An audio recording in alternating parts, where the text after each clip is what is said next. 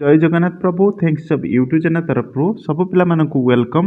मु आशा करुच्ची आपण मैंने भल थे और निज निजर प्रस्तुति ठीक हिसाब से चली रखिए। आज आम आलोचना करवा आपण मानकर उड़िया ग्रामार जहाँकि आगामी दिन में आपण को डिस्ट्रिक्ट पुलिस वाईएसएफ एवं आपण को आरआई ओएसएफआरबी एवं आपण को forest guard excise constable relate रे आज आम आनीचु उड़िया क्वेश्चन अर्थात आपन को ग्रामर कौन सब क्वेश्चन पड़ी था से रिलेटेड क्वेश्चन गुड़ी को आनीचु।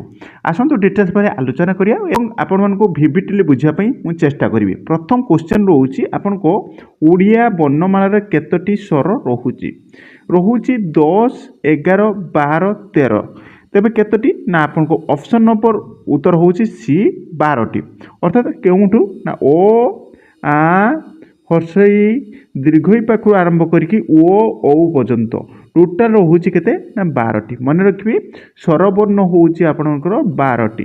तबे व्यंजन वर्ण केतोटी नेक्स्ट क्वेश्चन आसीगला ओडिसा रे ओडिया वाक्य रे केतोटी व्यंजन वर्ण अछि 34 36 38 40 तबे आपनको उत्तर होची 38 कहबा कोले आपनको को ठारू आपनको हो पर्यंत बुझिपाले ह क्ष पर्यंत आपनको 30 किंतु क्षीय जाऊ ना यहाँ बर्तमान माने मॉडल साहित्य हिसाब से आपनको 38 होची किंतु जदि ये 39 थाए मन रखिए जदि 39 थे तेरे 39 मारे जदि 38 थी तेरे 38 ही मारे कथा बुझिपाले जदि 38 थी तेरे 38 मारे जदि 39 थी तेरे 39 मारे जदि दुईटी थी 39 किंबा 38 थी तेरे आपण 39 ही मारे कथा बुझिपाले।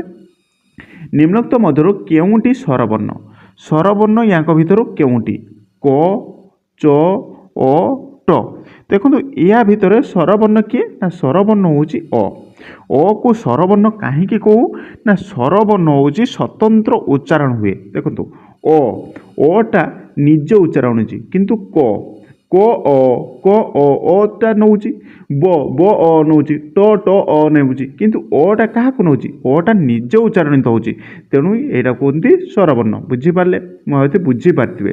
तापर हूँ नेक्स्ट क्वेश्चन 4 नंबर देखो नेक्स्ट क्वेश्चन 4 नंबर आस क क्यों प्रकार वर्ण क हूँ क्यों प्रकार वर्ण स्वरव्यंजन ना व्यंजन वर्ण ना युक्ताक्षर ना चिन्ह ना क हूँ आपण मानकर उच्चारण रे व्यंजन वर्ण कहीं ना कटा अन्य एक वर्ण को नहीं मिली माने स्वर उत्पन्न होची तेणु क होटी व्यंजन वर्ण बुझीपारे। तापर नेक्स्ट क्वेश्चन हूँ आपनकर ओ क्यों प्रकार वर्ण ओ हूँ क्यों प्रकार वर्ण ओ क्यों प्रकार ना व्यंजन वर्ण स्वरवर्ण चंद्रवर्ण विसर्ग वर्ण ओ हूँ आपन स्वरवर्ण जेहेतु अटा निजे उच्चारित होची तेणु यहाँ हूँ स्वरवर्ण। तापर नेक्स्ट क्वेश्चन हूँ आपन क्षीय हूँ क्यों प्रकार ना स्वरवर्ण व्यंजन वर्ण जो युक्ताक्षर ना चिन्ह मन रखिए भेरी भेरी इंपोर्टाट तेणु क्षीय हूँ ये युक्ताक्षर क्षीयटा हूँ युक्ताक्षर से मुझे कही देखो ये ओडिया रे केतोटी व्यंजन वर्ण अच्छी मन रखिए व्यंजन वर्ण 38 अच्छी 39 मारे पिला माने बहुत भूल करते क्षीय गुटे कौन ना क ठारू ह पर्यंत हूँ व्यंजन वर्ण किंतु क्षीयटा कौन ना क्षीयटा हूँ युक्ताक्षर केमिति ना क युक्त मूर्धन्य समान क्षीय बुझीपारे क युक्त मूर्धन्य समान क्षीय तेणु कटा हूँ युक्ताक्षर किंतु सी व्यंजन वर्ण नुहे तेणु क ठारू ह पर्यंत हूँ व्यंजन वर्ण केतोटी ना 38 बुझीपारे जदि 39 थी 39 मारे किंतु जदि 38 थी तो 38 ही मारे। तापर आसला निम्नलिखित मध्य दीर्घ स्वर किए ना ओ आ हर्षई उ ना उत्तर हूँ आपनक ऑप्शन नंबर आ हूँ दीर्घ स्वर अर्थात दीर्घ स्वर कहवाक गले आपणकर दीर्घ समय उच्चारण हुए ताकू दीर्घ स्वर कहते दीर्घ समय उच्चारण हेले ताकू दीर्घ स्वर कहते तेणु दीर्घ स्वर क्यों क्यों गुड़िक ना आपणकर रोचे आ रोचे तापर हर्ष दीर्घ ही रोचे तापर रोचे दीर्घ रोचे यही तीनोटी हूँ आपन दीर्घ स्वर मन रखिए यही तीनोटी हूँ दीर्घ स्वर आ दीर्घ ई आउ दीर्घ ऊ ये तीनोटी होची दीर्घ स्वर। तापर नेक्स्ट क्वेश्चन होची आपनकर एई चिन्ह को कोन कह जाय काहेकि परीक्षा रे एई क्वेश्चन ही आसी थाए पूरा भी परीक्षा को रिलेट करके आनिछे। विसर्ग अनुस्कार चंद्रबिंदु ना स्वर ना अनुस्कार ही कहती या कौन कहती अनुस्कार। नेक्स्ट क्वेश्चन होची एई चित्र को कौन कहती ना एटा को विसर्ग कहती। विसर्ग विसर्ग चिन्ह होची एटा अनुस्कार चिन्ह एटा चंद्रबिंदु चिन्ह एटा एगुड़ाक नॉर्मल क्वेश्चन आपण मानको उड़िया रे ही देखिया पाई पाइबे। तापर नेक्स्ट क्वेश्चन होची निम्नलिखित केउंटी हर्ष स्वर हर्ष स्वर या भितर किए ना हर्ष स्वर देखंतु हर वर्ण होता किंतु एटी हर्ष हो जाइछि एटी कौन हम ना निम्नलिखित केउंटी हर्ष वर्ण ना आ दीर्घ ई हर्ष ई दीर्घ ना जो गुड़िक वर्ण निज उच्चारित होती सेगुड़ी स्वर वर्ण कहती स्वर वर्ण कहती मन रखिए स्वर वर्ण कहती।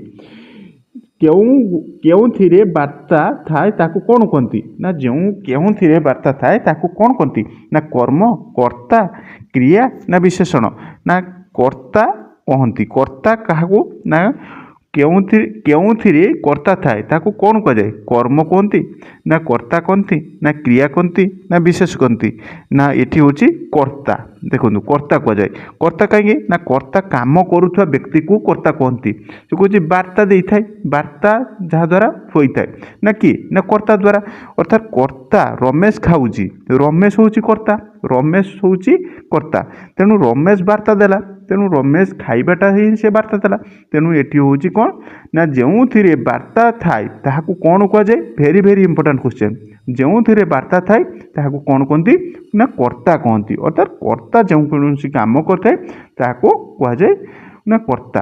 रमेश स्कूल को जाऊँगी एटी क्रिया कौन देखो स्कूल को जीवा ना कर्ता जो कामटा करि थाए ताको कौन कहती ना क्रिया। रमेश स्कूल जाऊँगी जीवा होची गोटे माने क्रिया खाइबा गोटे क्रिया गाइबा गोटे क्रिया किंतु एठी रमेश कौन करुची ना जाऊँगी तेणु यहाँ गोटे क्रिया। सीता फूल तोड़िला एठी कर्म कौन ना सीता फूल तोड़िला एठी उत्तर कौन हम ना फूल फूलटा होची कौन ना फूलटा होची कर्म ना सेई कर्म माने सेईटा गोटे कर्म फूल ऊपर तुली तेणु कर्म होची के ना फूल काहाको तोड़ी ना सीता काहाको तोड़ी ना फूल को तोड़ी तेणु ये कर्म काहाको ना कर्म होची फूल बुझिपारे यहाँ हूँ कर्म कर्म कि है ना फूल ना मन रखिए केमिति जानबे फूल माने कर्मटा को केमिति ना कर्ता को प्रश्न करे ना सीता कौन करुला ना सीता फूल तोड़ुला कौन उच्चारण करी प्रश्न कले क्या कर्ता को उच्चारण कले से कर्म ही बाहर। नेक्स्ट क्वेश्चन होची वाक्य कौन ना वाक्य शब्द गोष्ठी अर्थपूर्ण शब्द ना अक्षर ना वर्ण। देखंतु वाक्य कहती ना वाक्य होची एक अर्थपूर्ण शब्दगोछ को ताको होची वाक्य कहती बुझिपारे भेरी भेरी इंपोर्टेंट वाक्य क्या कहती ना वाक्य होची अर्थपूर्ण शब्दपूर्ण होची वाक्य। देखो नेक्स्ट क्वेश्चन होची मु भात खाए या क्यों वाक्य ना प्रश्नवाचक विस्मय ना घोषणात्मक ना आज्ञात्मक। देखो मु भात खाए ये कौन करुच्ची ना घोषणा करुच्ची तेणु मु भात खाइबाटा होची घोषणात्मक। देखो आउ गोटे क्वेश्चन होची एई जे मु भात खाए भितर कौन प्रश्न चिन्ह अच्छी कि तेणु हो पार ना विस्मय सूचक अच्छी कि हो पारनी आज्ञात्मक क्या कथा को मानुची कि हो पारनी तेणु रहा किए ना ऑप्शन नंबर सी अच्छा मु भात खाऊँगी घोषणात्मक वाक्य बुझीपारे मुझे बुझीपारे। तापर नेक्स्ट क्वेश्चन पिला माने जदि भल लगुच भिडियोटी तब गोटे गोटे लाइक करूँ एवं फ्रेंड सर्कल शेयर कर दिंतु। तापर आसला तुम्हें केउठा को जाऊच माने क्यों वाक्य सी कौच तुम्हें केउठा को जाऊच यहाँ क्यों प्रकार वाक्य प्रश्नात्मक घोषणात्मक आज्ञात्मक विस्मय। देखो ये लगी कौन ये हूँ प्रश्न लगी तेणु ये प्रश्नवाची सूचक घोषणा करुच्ची कि एटी जमी घोषणा करूला मु भात खाए ये घोषणा करुच्ची तेणु ये घोषणा करुच्ची कि तेणु ये घोषणा करूनी तेज ऑप्शन नंबर बी हेनी आज्ञात्मक क्या कथा को मानुची कि ना एटी भी हो पारे विस्मय सूचक हो पार ना हो पारे तेणु ये आज्ञात्मक सूचक गोटे वाक्य मत लेखिकी दब कमेंट्रे आपको होमवर्क रहा आपण मैंने आज्ञात्मक वाक्य कौन हो पार आपण मैंने गोटे गोटे कमेंट्रे मत लेखिकी देवे। तब नेक्स्ट क्वेश्चन हूँ आपणकर द्वार बंद कर କେଉଁ ବାକ୍ୟ? ଦ୍ୱାର ବନ୍ଦ କର ପ୍ରଶ୍ନବାଚୀ, ଆଜ୍ଞାତ୍ମକ, ବିସ୍ମୟ ନା ଘୋଷଣା? ଦେଖନ୍ତୁ ଏଥିରୁ ଘୋଷଣା ନୁହେଁ, ସେ ଘୋଷଣା କରୁଛି କି? ପ୍ରଶ୍ନବାଚୀ ନୁହେଁ, ବିସ୍ମୟ ସୂଚକ ନୁହେଁ, ତାପରେ କିଏ ହେଲା ନା ଆଜ୍ଞାତ୍ମକ। ଆଜ୍ଞାତ୍ମକ ବାକ୍ୟ କ'ଣ ନା ଦ୍ୱାର ବନ୍ଦ କର, କାହାକୁ ଜଣେ ନିର୍ଦ୍ଦେଶ ଦେଉଛି, ତେଣୁ ସେଠି ହେଉଛି ଆଜ୍ଞା। ଅର୍ଥାତ୍ ଶିକ୍ଷକ ଛାତ୍ରକୁ କହିଲେ ତୁମେ ସେଠାରେ ଛିଡ଼ା ହୁଅ, ଅର୍ଥାତ୍ ଶିକ୍ଷକ କହିଥିବା କଥାଟାକୁ ଛାତ୍ର ମାନିଲେ ସେଟା ହେଉଛି ତାଙ୍କର ଆଜ୍ଞାତ୍ମକ। ତେଣୁ ଏଠି କହୁଛି ନା ଦ୍ୱାର ବନ୍ଦ କର, ଜଣେ ଅନ୍ୟ ଜଣକୁ କହୁଛି ଦ୍ୱାର ବନ୍ଦ କର, ତେଣୁ ଏଇଟା ହେଉଛି ଆଜ୍ଞାତ୍ମକ। ତେଣୁ ଅପସନ୍ ନମ୍ବର ସି ବି ହେଉଛି ଆଜ୍ଞାତ୍ମକ। ଦ୍ୱାର ବନ୍ଦ କର କେଉଁ ପ୍ରକାର ବାକ୍ୟ ନା ଆଜ୍ଞାତ୍ମକ ବାକ୍ୟ।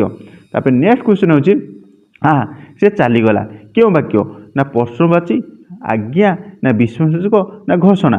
ଦେଖନ୍ତୁ ଏଇଠି କି ଚାଲିଗଲା ପ୍ରଶ୍ନବାଚୀ ତ ନୁହେଁ, ଆଜ୍ଞା ବି ନୁହେଁ, ଘୋଷଣା ବି ନୁହେଁ, ମାନେ ରହିଲା କିଏ ନା ବିସ୍ମୟ ସୂଚକ। ଅପସନ୍ ନମ୍ବର ସି ବିସ୍ମୟ ସୂଚକ ଚିହ୍ନ ବି ରହିଛି, ତେଣୁ ବିସ୍ମୟ ସୂଚକ ଚିହ୍ନ ରହିବ ମାନେ ଆପଣମାନେ ତାକୁ ଆଙ୍ଖି ବୁଝିକି ମାରିବେ ବିସ୍ମୟ ସୂଚକ ବାକ୍ୟ।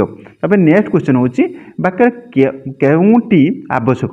ବାକ୍ୟରେ କେଉଁଟି ଆବଶ୍ୟକତା ରହିଛି? କର୍ତ୍ତା କ୍ରିୟା, କେବଳ କର୍ତ୍ତା, କେବଳ କର୍ମ, କିଛିଟି ନୁହେଁ। ତେଣୁ ଉତ୍ତର କ'ଣ ହେବ? ଦେଖନ୍ତୁ ଏଇଠି ଯେ ମୋଷ୍ଟ ଇମ୍ପୋର୍ଟାଣ୍ଟ କ୍ୱେଶ୍ଚନ୍ ଏଇଟା ରହୁଛି ଆପଣମାନଙ୍କ ପାଇଁ। ଏଠି କେବଳ କର୍ମ ତ ହେବନି, କେବଳ କର୍ତ୍ତା ହେବନି, ଉଭୟ ହେବ କ'ଣ ନା କର୍ତ୍ତା ଏବଂ କ୍ରିୟା ନିହାତି ଆବଶ୍ୟକତା ରହିଛି। ଯଦି ଆମେ କର୍ତ୍ତା ନେବା ରାମ ଗୋଟେ ବାକ୍ୟ ହେଇପାରିବେ କି? କର୍ମ ଖାଇବା ହେଇପାରିବେ? ଯଦି ଆମେ ଲେଖିବା ରାମ ଖାଉଛି, ତେଣୁ ଏଇଟା ସମ୍ପୂର୍ଣ୍ଣ ପୂର୍ଣ୍ଣ ବାକ୍ୟ ରହୁଛି। ତେଣୁ ଉତ୍ତର କ'ଣ ହେବ ନା ବାକ୍ୟରେ କେଉଁଟି ଆବଶ୍ୟକତା ରହିଛି ନା ବାକ୍ୟରେ କର୍ତ୍ତା ଓ କ୍ରିୟା ନିହାତି ଆବଶ୍ୟକତା ରହିଛି। ତେବେ ନେକ୍ସଟ କ୍ୱେଶ୍ଚନ୍ ହେଉଛି ପକ୍ଷୀ ଉଡ଼ୁଛି, ଏଠାରେ କର୍ତ୍ତା କ'ଣ? ଦେଖନ୍ତୁ ପକ୍ଷୀ ଉଡ଼ିବାଟା ହେଉଛି ତାର ମାନେ ଉଡ଼ିବା ହେଉଛି କ୍ରିୟା, ଉଡ଼ୁଛି, ତେବେ ଉଡ଼ିବାଟା ହେଉଛି କ୍ରିୟା।